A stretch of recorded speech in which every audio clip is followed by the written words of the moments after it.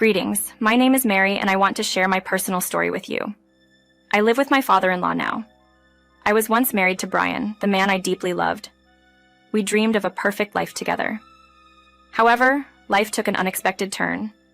Our marriage, which we hoped would be filled with love, ended up being the opposite.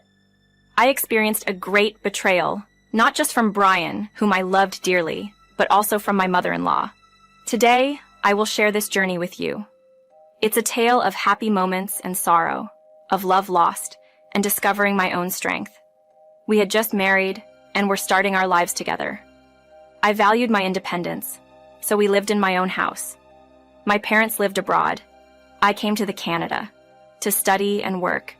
I got a good job and saved up to buy my house. After marrying, Brian moved in with me. His parents were in a different state, so we mostly connected through occasional visits or calls. One evening, while relaxing with coffee, Brian's phone rang. It was Sandra, my mother-in-law. I suggested Brian put the call on speaker so I could join the conversation. "Hello, son. Please, can you come over?" Sandra sounded urgent. "Mom, what's wrong?" Brian asked. "Your dad, Henry, he collapsed. We're at the hospital now. He needs surgery," Sandra explained. Shocked, I wondered why she hadn't mentioned Henry's ill health before. Sandra, clearly distressed, asked for our help. Henry was dear to me, so we were really concerned. We assured Sandra we'd be there soon. After hanging up, we booked our tickets and prepared to leave. Brian was worried. "Don't worry, Brian," I comforted him. "We'll get through this together." The next day, we arrived at the hospital. Sandra was there, anxious. Seeing us, she broke down in tears. We reassured her that everything would be okay. After consulting with the doctor about the surgery, Sandra inquired about our savings. Brian was concerned about the cost, but I reassured him that I had savings to cover it. This was the beginning of a challenging chapter in my life, filled with unexpected twists and emotional trials. We were committed to ensuring Henry's recovery after the surgery. The procedure went smoothly, but Henry still needed time and care to fully recover. The doctor advised us to look after him for a few months. Once discharged, we brought Henry home. Sandra, grateful for our support, thanked us, acknowledging she couldn't have managed alone. We assured her of our continued support and planned to leave the next day. However, our departure was delayed by an unexpected turn of events. Sandra suddenly fainted. Panicking, we tried to revive her. Thankfully, she came around after a short while but appeared weak and stressed. She expressed her doubts about managing Henry's care and her condition. Brian and I were concerned. We contemplated staying longer or hiring help, but the idea of entrusting Henry's care to a stranger didn't sit well with us. We were in a dilemma. My job allowed remote work, but Brian's didn't. I proposed staying behind to care for Henry until he was better. Sandra, not wanting to impose, initially resisted, but eventually agreed to Brian and I's plan. I would stay with Henry, and Sandra would return with Brian once she recovered. So Brian and Sandra left, and I stayed behind with Henry. He was like a father figure to me, and I was determined to see him recover. "I'm sorry you're stuck with me," Henry apologized. I assured him it wasn't a burden, and that his recovery was my priority. I devoted myself to Henry's care, following the doctor's advice meticulously. I massaged his legs nightly, ensured he had a balanced diet, and managed my work in between. Henry couldn't move his legs, so I paid extra attention to his physiotherapy needs. Despite missing Brian, I found solace in Henry's improving health. Our conversations filled the gap, keeping me connected with my husband during this challenging period. One day, as I was busy in the kitchen, Henry called out to me. Normally, he would sit quietly in his wheelchair, often engrossed in a book, so his urgent tone caught me off guard. I rushed to his room, worried. He needed help adjusting his wheelchair. "Of course, Henry," I said, moving to assist him. But I noticed something different in his expression, a certain sparkle in his eyes. "Something feels different today, Mary." "I want to try something," Henry said, his voice laced with determination. I watched, my heart pounding, as he gritted his teeth and focused on his legs. There was a faint but noticeable effort as he tried to move them. "Be careful, Henry," I cautioned, afraid he might overexert himself. To my amazement, Henry's legs trembled slightly and then lifted a bit off the ground. I was filled with a mix of hope and excitement. "Henry, you're moving your legs," I exclaimed. He continued to struggle, fueled by determination. With a significant effort, he tried to stand. Unfortunately, his legs couldn't support him, and he fell back into the wheelchair. "I tried, Mary," he said, a bit disheartened. I quickly reassured him. "You don't realize how incredible that was, Henry. You haven't been able to move your legs for so long, and today, you made progress. It's a huge step, and we'll keep working on it together. You're making me so happy." A small smile appeared on his face, and he thanked me for my support. From then on, our days were filled with dedicated physical therapy sessions. We both understood the road to recovery would be tough and long, but we were committed. As the days passed, Henry's strength and determination grew. "We've come a long way since you first moved your legs," I would often tell him, acknowledging his growing strength. Henry's face would light up with a mix of determination and gratitude each time, showing his appreciation for the progress we were making together. "Without your dedication and encouragement, I couldn't have made it," Henry often told me. Over the 2 weeks, his progress was more and more evident. With my support, he began to stand for short periods using a walker. The once distant dream of walking again started to become a reality. "Remember when you first tried to stand? And now, look at you, standing strong with that walker," I would say to Henry. "Yes, Mary, and it's all thanks to you. You believed in me, even when I doubted myself. Your strength and determination are inspiring. I'm just thankful to be part of this journey with you," Henry would reply, expressing his gratitude. One afternoon during our routine exercises, something incredible happened. Tears of joy filled his eyes. I was astounded. "Henry, you just took a step. You're doing it," I exclaimed. Henry was equally amazed. "I can't believe it, Mary. I actually felt it." We shared a deeply emotional moment, celebrating this significant milestone. With time and continuous effort, Henry's progress was remarkable. Eventually, he managed a few unassisted steps. "This is it, Henry. You're walking on your own," I said, overjoyed. "Mary, I couldn't have done this without you." "You're my guardian angel," Henry replied, acknowledging my role in his recovery. As Henry grew more independent, our bond deepened. Our combined commitment and his determination highlighted how much love and support could impact recovery. We worked together, overcoming the challenges of his rehabilitation, one step at a time. With Henry now recovered, it was time for me to return home. I planned a surprise for Brian. "Henry, it's been an incredible journey. I'm proud of your progress. I have exciting news. I'm going back home now." "Brian doesn't know I'm coming, and I want to surprise him," I told Henry. "That's wonderful, Mary. You've been here through it all. It's time for you to be with your husband and be happy," Henry responded understandingly. "Thank you, Henry. I'll always cherish the time we spent together, and I'll miss you. But I'm also excited to be with Brian again," I said, feeling a mix of sadness and anticipation. On the day of my departure, Henry watched as I packed. "Mary, you've been like a daughter to me during this time. I'll miss having you here, but I'm happy for you and Brian," he said warmly. "Henry, you'll always have a special place in my heart," I replied, grateful for the bond we had developed. "I'll definitely visit you.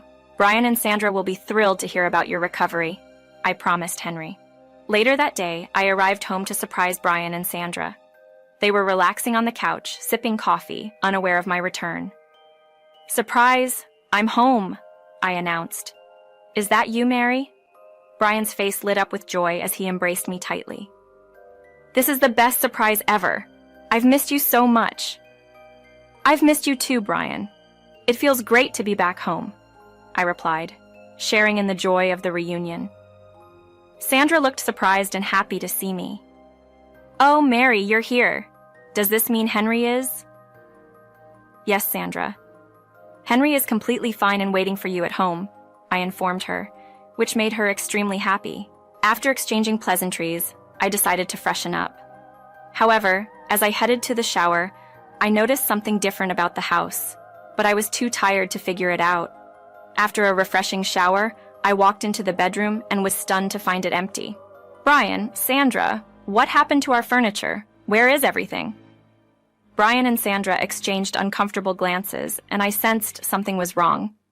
Their faces showed fear, and Brian seemed particularly uneasy.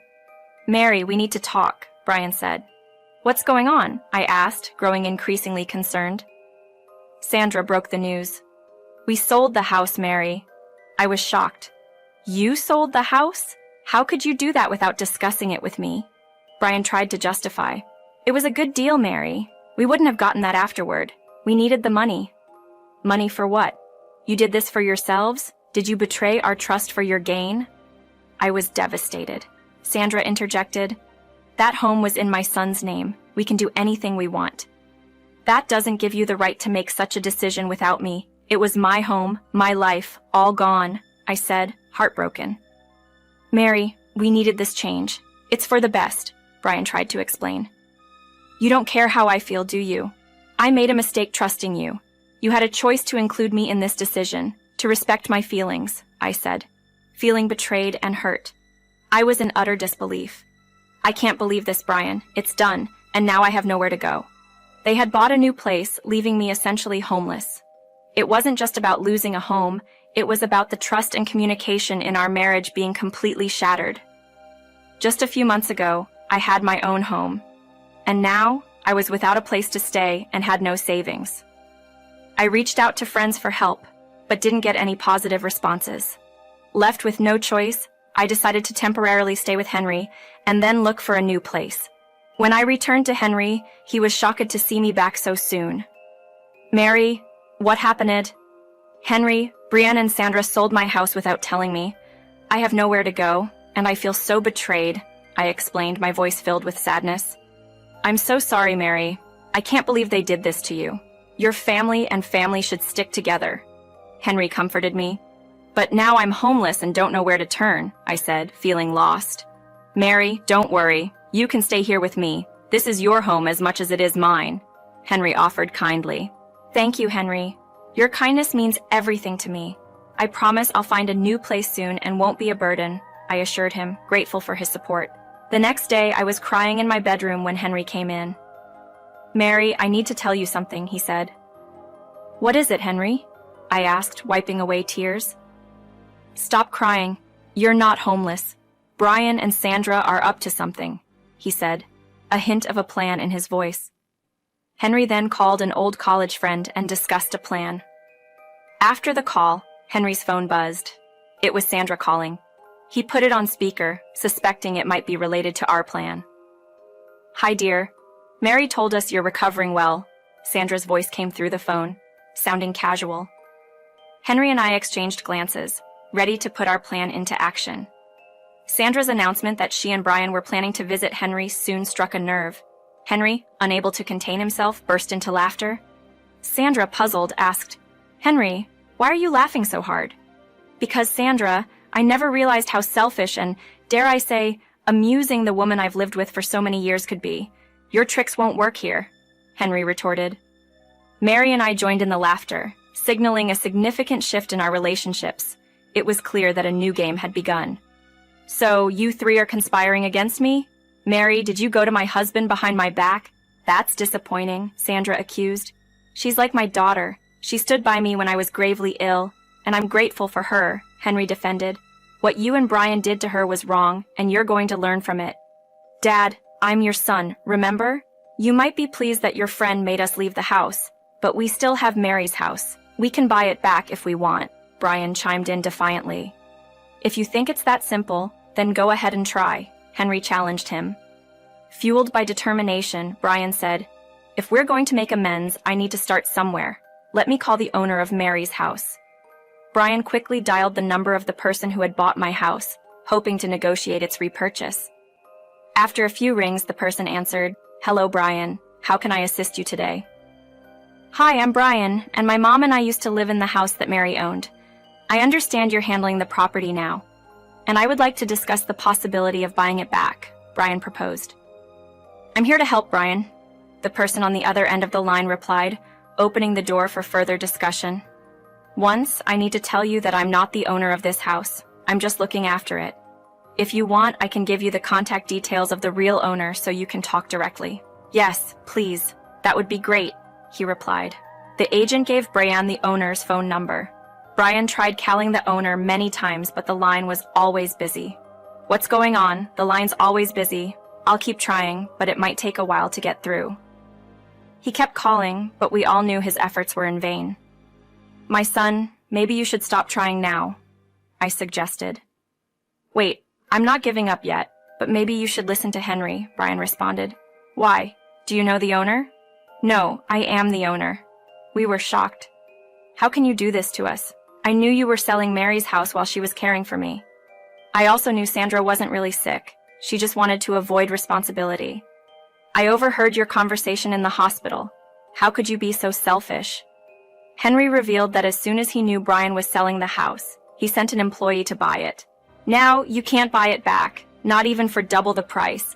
Why did you do this, Sandra and Brian? I thought we were a perfect family. Greed never helps, son. I wish your mother had taught you that. Brian and Sandra realized the seriousness of their mistake. They had lost everything because of their selfishness. I'm sorry, Mary. That's why I agreed to sell the house. Please forgive us. But I replied, he's not a child, Sandra. He broke my trust and our promise of love. I can never forgive him. Mary, please come back. I promise I won't let you down again. I looked at Henry, seeking his advice. Think carefully before you trust them again. Some people never change. I know, Henry. That's why I'm not going back to him. I have my own home and a loving father. I don't need anything else. I want to stay away from selfish people. Brian and Sandra realized arguing was pointless. They had tried to make me homeless, and now they were the ones without a home.